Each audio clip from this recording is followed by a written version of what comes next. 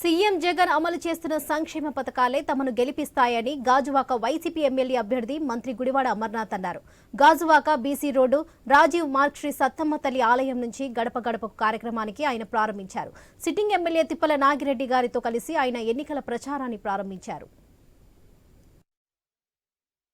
గాజువాక నియోజకవర్గ YSR Congress party assembly అభ్యర్థిగా పోటీ చేస్తున్నటువంటి సందర్భంలో గౌరవ ముఖ్యమంత్రి జగన్మోహన్ రెడ్డి గారి ఆశీస్సులతో ఈ రోజు నుంచి ప్రచార కార్యక్రమాన్ని 65వ వార్డు స్థానిక సత్తమ్మ తల్లి గుడి దగ్గర నుంచి ప్రారంభించి ప్రతి ఒక్కరిని కూడా గడిచినటువంటి 5 సంవత్సరాలుగా వైఎస్ఆర్ కాంగ్రెస్ పార్టీ హయాంలో ప్రతి కుటుంబానికి వెళ్ళి చెప్పి రేపు జరగబోయేటువంటి ఎన్నికల్లో వైఎస్ఆర్ కాంగ్రెస్ పార్టీని ఆశీర్వదించమని, ఎంపీ అభ్యర్థిగా ఎమ్మెల్యే అభ్యర్థిగా 2 ఓట్లు కూడా ఫ్యాన్ గుర్తు మీద ఓటేసి గెలిపించమని చెప్పి ప్రజలను కోరుతా ఉన్నాం. పెద్ద ఎత్తున అపూర్వమైనటువంటి స్పందన వారి నుంచి వస్తూ ఉంది.